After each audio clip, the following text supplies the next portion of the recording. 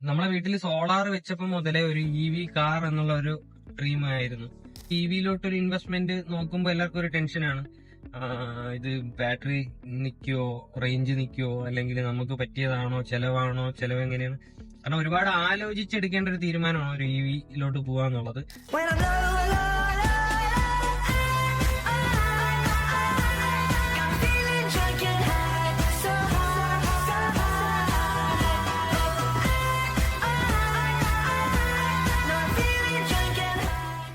ഞാന് EV നോക്കിയപ്പോഴത്തേക്ക് budget friendly ആയിരിക്കണം. Budget ഫ്രണ്ട്ലിയിൽ ആകെ രണ്ട് ഓപ്ഷനേ ഉള്ളൂ, MGയും ടിയാഗോയും. അതിൽ MG വിട്ട് ടിയാഗോ എന്താണ് ചൂസ് ചെയ്തതെന്നുള്ള വീഡിയോ നമ്മൾ ഓൾറെഡി ഇട്ടിട്ടുണ്ട്. അപ്പൊ ഈ ടിയാഗോ തപ്പിയപ്പോ ടിയാഗോ നമുക്ക് 3-4 വേരിയൻസ് വരുന്നുണ്ട്. ഒന്ന് ഏറ്റവും ബേസിക് ലെവൽ XE എന്ന് പറയുന്നത്, അത് പവർ വിൻഡോ ഇല്ല, സ്പീക്കർ സ്റ്റീരിയോ സിസ്റ്റം ഇല്ല, ഒന്നുമില്ല. പിന്നെ അത് ഇതും അവിടെയാണ്, മിഡ് റേഞ്ചും കൂടെയാണ്. മിഡ് റേഞ്ചിലോട്ട് പോകരുതെന്നാണ് എന്റെ അഭിപ്രായം. കാരണം മിഡ് റേഞ്ച് നമുക്ക് കമ്പനി 250 കിലോമീറ്റർ മൈലേജ് പറയുന്നുണ്ടെങ്കിലും നമുക്കൊരു റിയൽ ലൈഫിൽ ഒരു 150 കണക്കാക്കിയാൽ മതി. ഇപ്പൊ ഒരു കാറിലോട്ട് ഇൻവെസ്റ്റ് ചെയ്യുമ്പോൾ 150 എന്നൊക്കെ പറയുമ്പോൾ വളരെ കുറവായിട്ടാണ് എൻ്റെ ഒരു ഫീല്. അപ്പൊ കാർ എടുക്കുവാണെങ്കിൽ മാക്സിമം റേഞ്ച് ഉള്ളത് തന്നെ എടുക്കാം. അപ്പൊ ഒരു ലോങ് റേഞ്ച്, ഇത് ലോങ് റേഞ്ച് ആണ്, ഇത് കുഴപ്പമില്ല. ഒരു 315 കമ്പനി പറയുന്നതെന്നുണ്ടെങ്കിലും നമുക്കൊരു 200-220 എന്തായാലും കിട്ടും. അപ്പം ഈ ഒരു ലോങ് റേഞ്ചിൽ തന്നെ പിന്നുള്ളതെന്ന് പറഞ്ഞാൽ 2 വേരിയന്റ് ആണ്. ഒന്ന് XT പിന്നെ ടെക്ലെക്സ്. അപ്പൊ അതിൽ ഡിഫറൻസ് വരുന്നത് ഇതിൽ പ്രൊജക്ടർ ഹെഡ് ലാംപ്സ് ആണ്, chrome finish door handles, 8 speakers വരുന്ന ഹെർമന്റെ audio system, hyper disc wheels, പിന്നെ ലെതർ സീറ്റ്. അപ്പൊ നിങ്ങൾക്ക് കോസ്റ്റ് ഒരു കൺസേൺ ആണെങ്കിൽ ജസ്റ്റ് ഒരു ഓട്ടം മാത്രം, അതായത് ഡെയിലി ഓടുക, അത്രേ ഉള്ളൂ, ചാർജ് ചെയ്യുക, ഓടുക എന്നുള്ള മാത്രം ഒരു കൺസേൺ ആണെങ്കിൽ XTയുടെ ആവശ്യമുള്ളൂ എന്നാണ് എന്റെ ഒരു അഭിപ്രായം. ഞാനും XT എടുക്കാനാണ് ഇരുന്നത്. അപ്പൊ ഇപ്പം ഒരുപാട് എക്സ്ചേഞ്ച് ഓഫേഴ്സ് ഉണ്ട്. അപ്പൊ നമ്മുടെ കയ്യിൽ ഒരു ഇൻഡിഗോ CS 2012 മോഡലുണ്ട്, 1.5 ലക്ഷം കിലോമീറ്ററോളം ഓടിയതാണ്. അപ്പൊ അത് എക്സ്ചേഞ്ച് ചെയ്തിട്ട് ടിയാഗോ എടുക്കാനായിരുന്നു പ്ലാന്. 2025 ഫേസ് ലിഫ്റ്റ് വരുന്നത് കൊണ്ട് തന്നെ 2025 മുന്നുള്ള വണ്ടികൾ എക്സ്ട്രാ ഡിസ്കൗണ്ടിൽ അവർ കൊടുക്കുമായിരുന്നു, സ്റ്റോക്ക് ക്ലിയർ ചെയ്യാൻ വേണ്ടിയിട്ട്. അപ്പൊ എനിക്ക് ഇപ്പൊ 2025 വണ്ടി തന്നെ വേണമെന്നൊന്നുമില്ല. കാരണം മോട്ടറിലോ ബാറ്ററിയിലോ ഒന്നും ഒരു വ്യത്യാസം വരുന്നില്ല. പുറമേ ഉള്ള ജസ്റ്റ് കളേഴ്സിലും ആ ലുക്കിലും ഉള്ള മാറ്റങ്ങളല്ലാണ്ട്, പിന്നെ സ്റ്റിയറിംഗ് മറ്റേ ലൈറ്റ് എത്തുന്ന ഇലുമിനേറ്റഡ് സ്റ്റിയറിംഗ്, പിന്നെ ടോപ്പ് എൻഡ് എടുക്കുകയാണെങ്കിൽ വലിയ ഇൻഫോടൈൻമെന്റ് സിസ്റ്റം. അപ്പൊ അങ്ങനെയുള്ള ചേഞ്ചസ് മാത്രമാണ്. XTയെ സംബന്ധിച്ച് എല്ലാം സെയിം ആണ്, ജസ്റ്റ് ചെറിയ വ്യത്യാസങ്ങളേ ഉള്ളൂ. അപ്പൊ അതിന് വേണ്ടിയിട്ട് അത്ര റോഡ് ഓഫറിൽ കിട്ടുവാണെങ്കിൽ നമുക്ക് 2025 മുന്നേ ഉള്ള വണ്ടിയായാലും കുഴപ്പമില്ല. അപ്പൊ അതായിരുന്നു പ്ലാന്. അങ്ങനെ എല്ലാം സെറ്റായി ഇരുന്ന സമയത്താണ് ഞാൻ ജസ്റ്റ് ഒന്ന് യൂസ്ഡ് മാർക്കറ്റിനെ പറ്റി ഒന്ന് പഠിച്ചത്. യൂസ്ഡ് മാർക്കറ്റിനെ പറ്റി പഠിച്ചപ്പോൾ നമുക്ക് OLXൽ ഒന്നാമത്തെ കേസ് EVs വളരെ കുറവാണ്. കാരണം EV എടുക്കുന്നവരെല്ലാവരും ലോങ് ടൈമിലേക്ക് വേണ്ടി ഇൻവെസ്റ്റ്മെന്റ് പോലെ 100 വട്ടം ആലോചിച്ചെടുക്കുന്നവരാണ് 95% ആൾക്കാർ. അപ്പൊ അതുകൊണ്ട് ആരും EV എടുത്തിട്ട് കൊടുക്കാറില്ല. പിന്നെ കൊടുക്കുന്നവര് എന്ന് പറഞ്ഞാൽ ഒന്നെങ്കിൽ പുറത്തോട്ട് പോകുന്നവർ അൺഎക്സ്പെക്റ്റഡ് ആയിട്ട്, അല്ലാന്നുണ്ടെങ്കിൽ ഇപ്പൊ ടിയാഗോ എടുത്തു, അതിൽ ഹാപ്പിയാണ്, അടുത്തൊരു അപ്ഗ്രേഡ് എന്നുള്ള രീതിയിൽ ടാറ്റ കർവിലോട്ടോ അല്ലെങ്കിൽ നെക്സോണിലോട്ടോ അല്ലെങ്കിൽ അങ്ങനെ ഒരു അപ്ഗ്രേഡിലോട്ട് പോകുന്നവർ മാത്രമേ വണ്ടി കൊടുക്കുകയുള്ളൂ. അല്ലാതെ ഒരാളും മാറാൻ വേണ്ടിയിട്ട് EV കൊടുക്കത്തില്ല. പിന്നെ ഇപ്പോഴും ഒരു EVയുടെ ഒരു സെക്കൻഡ് ഹാൻഡ് മാർക്കറ്റ് ഒന്ന് സെറ്റ് ആയിട്ടില്ല. അതുകൊണ്ട് തന്നെ കേരളം മൊത്തം നോക്കിയപ്പോൾ എനിക്ക് 2 വണ്ടിയാണ് കാണാൻ കഴിഞ്ഞത്. അപ്പൊ അങ്ങനെ ഇരുന്നപ്പോഴാണ് കോഴിക്കോട് ഒരു വലിയൊരു ഹ്യുണ്ടായിയുടെ ഷോറൂം ഉണ്ട്. അവിടെ എക്സ്ചേഞ്ചിന് ഒരു ടിയാഗോ EV വന്നു, അതായത് ടോപ്പ് വേരിയന്റ്. എക്സ്ചേഞ്ചിന് വന്നതെന്തിനാന്ന് പറഞ്ഞാൽ ആ സമയത്താണ് ഈ പറഞ്ഞ ക്രെറ്റ EV ഇറങ്ങിയത്. ക്രെറ്റ EV ഇപ്പോഴും പുതിയ വണ്ടിയാണ്, ഇപ്പോഴും നമുക്ക് വെയിറ്റിംഗ് പീരീഡും കാര്യങ്ങളൊക്കെ ഉണ്ട്, അങ്ങനെ ബുക്കിംഗ് ഒക്കെ വരുന്ന ഒരു വണ്ടിയാണ്. അപ്പൊ ക്രെറ്റ EV ഇറങ്ങിയ സമയത്ത് ഒരു ഡോക്ടർ, പുള്ളി റീസെന്റ് പർച്ചേസ് ചെയ്തതാണ്, അറൌണ്ട് ഒരു 1 ഇയർ പഴക്കം മാത്രമേ വരുന്നുള്ളൂ, ഒരു 22,000 കിലോമീറ്റർ മാത്രമേ വണ്ടി ഓടിയിട്ടുള്ളൂ.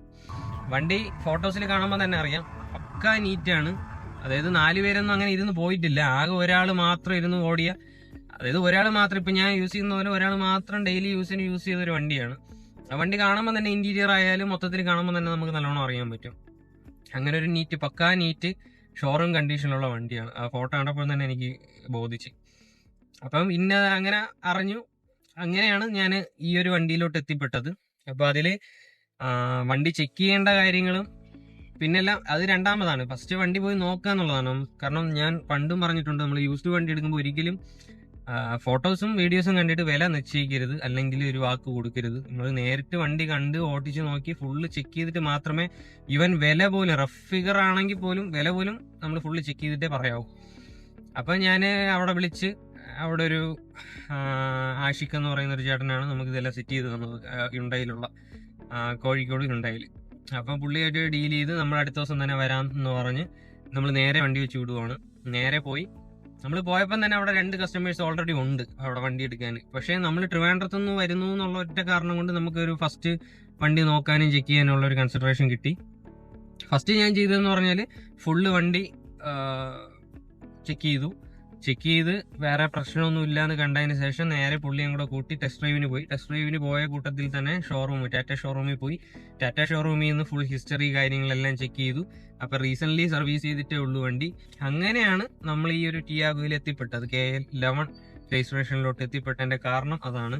അപ്പൊ ഞാന് 100% പുതിയതെടുക്കാൻ എല്ലാം സെറ്റായി. ഇപ്പൊ ട്രിവാൻഡ്രത്ത് നോക്കുകയാണെങ്കിൽ ഡെറിക് ഉണ്ട്, ട്രിവാൻഡ്രം മോട്ടോഴ്സ് ഉണ്ട്, ലെക്സോൺ ഉണ്ട്. 3 തപ്പി. അപ്പം ലെക്സോണിലും ട്രിവാൻഡ്രം മോട്ടോഴ്സിലും നമുക്ക് 25 വേരിയന്റ് അവൈലബിൾ ആയിട്ടുള്ളൂ. മുന്നത്തെ വേരിയൻസ് ഇല്ല. കാരണം ഒന്നാമത്തെ കേസ് ടിയാഗോ നല്ല സെയിലുണ്ട്. അതുകൊണ്ട് നമുക്ക് ഈ ഓൾഡ് സ്റ്റോക്ക് ഒന്നും അങ്ങനെ ഒന്നും ഇല്ല. സാധനം വന്നാൽ ഉടനെ ചൂടപ്പം പോലെ വിറ്റു പോവുകയാണ്. ആകെപ്പാടെ നമുക്ക് ഡെറിക് മോട്ടോഴ്സിൽ അതും XT വേരിയന്റ് ഇല്ല, ടോപ്പ് വേരിയന്റ് മാത്രമേ ഉള്ളൂ. ടോപ്പ് വേരിയന്റ് ആയതുകൊണ്ട് തന്നെ അതിനനുസരിച്ചിട്ടുള്ള റേറ്റ് ഉണ്ട്. ഒരു 13.5 ഓൺ റോഡ്, അതായത് ഈ വണ്ടി ഇപ്പോൾ എടുക്കുവാണെങ്കിൽ ഒരു 13.5 ഓൺ റോഡ് പ്രൈസ് ഉണ്ട്. 2025 മുന്നേ ഉള്ള വണ്ടിക്കാണ് ഈ പറഞ്ഞ എക്സ്ചേഞ്ച് ബോണസും ഇതൊക്കെ കിട്ടുള്ളൂ. 25 ശേഷമുള്ള പുതിയ ഫേസ് ലിഫ്റ്റ് വരുമ്പോഴത്തേക്ക് നമുക്ക് ഈ ഓഫർ ഒന്നും വലിയ ഓഫേഴ്സ് ഇല്ല. 20,000 രൂപ എന്തോ ഓഫർ ഉള്ളൂ. പക്ഷേ പഴയ വേരിയന്റ് എടുക്കുകയാണെന്നുണ്ടെങ്കിൽ നമുക്ക് എക്സ്ചേഞ്ച് ബോണസ്, അഡീഷണൽ ബോണസ്, സോളാറിന്റെ, അതായത് EV എടുക്കുന്നവർ പ്രത്യേകം ശ്രദ്ധിക്കേണ്ടതാണ്. നമുക്ക് സോളാറിന് ഒരു 8,000 രൂപയോളം ഓഫർ ഉണ്ട്. അത് അവർ പറഞ്ഞില്ല എന്നുണ്ടെങ്കിൽ നമ്മൾ ചോദിച്ച് മേടിക്കേണ്ട ഒരു സംഭവമാണ്. നമ്മുടെ വീട്ടിൽ സോളാർ ഉണ്ടെങ്കിൽ അതിനൊരു ബോണസ് കിട്ടും. നിങ്ങൾക്കൊരു പുതിയ വണ്ടി എടുക്കാൻ അഫോർഡബിൾ അല്ല എന്നുണ്ടെങ്കിൽ പ്രോപ്പറായിട്ട് ചെക്ക് ചെയ്ത്, നമുക്കൊരു EV വെഹിക്കിൾ എങ്ങനെ നമ്മൾ പ്രോപ്പറായിട്ട് ചെക്ക് ചെയ്യണമെന്നുള്ളത് ഞാൻ വേറൊരു വീഡിയോയിൽ ചെയ്യാം. കാരണം പൊതുവേ ടാറ്റയുടെ ഒക്കെ വണ്ടി കംപ്ലൈന്റ് ഉണ്ട്, അങ്ങനെ ഇങ്ങനെ എന്നൊക്കെ ഒരുപാട് ന്യൂസസ് ഇറങ്ങിയിട്ടുണ്ട്. പക്ഷെ ഇപ്പം നമ്മളെ റോഡിൽ നോക്കിക്കഴിഞ്ഞാൽ EVs നോക്കിക്കഴിഞ്ഞാൽ ഏറ്റവും കൂടുതൽ EVs എൻ്റെ ഒരു കാഴ്ചപ്പാടിൽ ടിയാഗോയും നെക്സോണുമാണ്. EV എന്ന് പറയുമ്പോൾ തന്നെ നമ്മൾ റോഡിൽ എവിടെ നോക്കിയാലും ടിയാഗോ ഫസ്റ്റ്, പിന്നെ വരുന്നതിനോട് നെക്സോൺ ആണ് ഈ വണ്ടികളെ കാണാനുള്ളൂ. അപ്പോൾ ഒരിക്കലും മോശമാണെങ്കിൽ ഇത്രയും വണ്ടികൾ റോഡിൽ ഇറങ്ങത്തില്ല.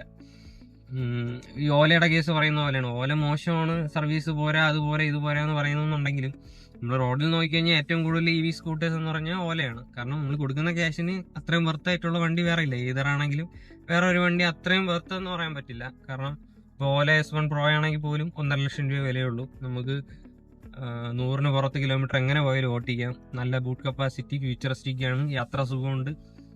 സ്കൂട്ടറിൽ ഞാൻ ഹാപ്പിയാണ്. ഇത്രയും നാൾ ഞാൻ യൂസ് ചെയ്തതിൽ സ്കൂട്ടറിൽ ഞാൻ 100% ഹാപ്പിയാണ്. പിന്നെ അവരുടെ കുറച്ച് ഓവർ ഫ്യൂച്ചറിസ്റ്റിക് ആയിപ്പോയി, അതിന്റെ ഒരു പ്രശ്നമേ ഉള്ളൂ. ഇനി ഒരുപാട് സർവീസ് സെന്റേഴ്സ് ഒക്കെ വരുമ്പോൾ ആ ഒരു പ്രശ്നം മാറി കിട്ടും. ഇപ്പം തന്നെ അവർ ഫാസ്റ്റ് സർവീസും കാര്യങ്ങളൊക്കെയാണ്. നമ്മൾ കൊണ്ടുകൊടുത്താൽ അന്ന് തന്നെ തരുന്ന രീതിയിലുള്ള സർവീസും കാര്യങ്ങളൊക്കെ ഫാസ്റ്റ് ആയിട്ടുണ്ട്. അതുകൊണ്ട് പ്രശ്നമില്ല.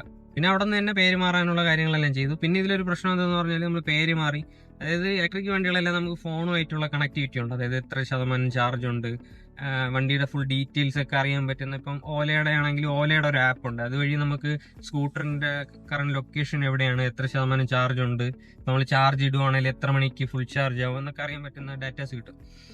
അപ്പൊ അത് കാറിലും ഉണ്ട്. അപ്പൊ അത് നമുക്ക് എന്റെ ഫോണിലോട്ട് സെക്കൻഡ്സ് എടുക്കുമ്പോൾ അങ്ങനെ ഒരു പ്രശ്നമുണ്ട്. നമ്മളെ ഫോണിലോട്ട് ലിങ്ക് ചെയ്യണമെന്നുണ്ടെങ്കിൽ നമ്മളെ RC ബുക്കിൽ നമ്മുടെ പേര് മാറിയിരിക്കണം. അപ്പൊ എന്റെ പേര് മാറി. അടുത്തിന് ഇൻഷുറൻസിലും എന്റെ പേരായിരിക്കണം. അപ്പൊ അതിന് കൊടുത്തിരിക്കുകയാണ് ഞാൻ ഇൻഷുറൻസിൽ പേര് മാറാൻ. അതിന് ചെറിയൊരു ചിലവുണ്ട്, ഒരു 150 രൂപ എന്തോ ഉള്ളൂ. അപ്പൊ ഇത് ബമ്പർ ടു ബമ്പർ ഇൻഷുറൻസ് ആണ്. അപ്പൊ അത് മാറി അതിനുശേഷം ടാറ്റയിൽ നമ്മൾ റിക്വസ്റ്റ് ചെയ്തിട്ട് വേണം പ്രീവിയസ് ഓണറിന്റെ നമ്പർ മാറ്റി എന്റെ നമ്പർ അപ്ഡേറ്റ് ചെയ്യാൻ. എന്റെ നമ്പർ അപ്ഡേറ്റ് ചെയ്താൽ മാത്രമേ നമുക്ക് ആ ഒരു ആപ്പ് കണക്ടിവിറ്റി കിട്ടുള്ളൂ. ആപ്പ് കണക്ടിവിറ്റി കിട്ടിക്കഴിഞ്ഞാൽ എനിക്ക് അറിയാൻ സാധിച്ചത്, നമുക്ക് ചാർജ് കാര്യങ്ങൾ അറിയാൻ മാത്രമല്ല, നമുക്ക് ഫോൺ ത്രൂ തന്നെ വണ്ടിയുടെ AC ഓണാക്കാം, വണ്ടി ഓണാക്കാം. അങ്ങനെ അത്യാവശ്യം പ്രോ ലെവൽ ഫീച്ചേഴ്സ് എല്ലാം കിട്ടുമെന്നാണ് ഞാൻ കേട്ടിട്ടുള്ളത്. അതിന് സബ്സ്ക്രിപ്ഷൻ ഉണ്ടോ എന്ന് എനിക്കറിയത്തില്ല. അപ്പം ഇങ്ങനെയൊക്കെയാണ് ടിയാഗോ EVയിൽ ഞാൻ എത്തിപ്പെട്ടത്. പിന്നെ ഇപ്പോൾ ഇത്രയും കിലോമീറ്റർ ഓട്ടിച്ചതിലും ഇപ്പോൾ അറൗണ്ട് 1 മാസം ആകാൻ പോകുന്നു. ഇത്രയും നാൾ യൂസ് ചെയ്തതിലും ഞാൻ വളരെ ഹാപ്പിയാണ്, വളരെ സാറ്റിസ്ഫൈഡ് ആണ്. നെഗറ്റീവ് എന്ന് പറയാൻ, പ്രത്യേകിച്ച് നെഗറ്റീവ് എന്ന് പറയാൻ ഒന്നും എനിക്ക് ഫീൽ ചെയ്യുന്നില്ല. 100% ഹാപ്പിയാണ്. അപ്പം അത്രേ ഉള്ളൂ video. Stay tuned bye it's me homo സപ്പിയൻ.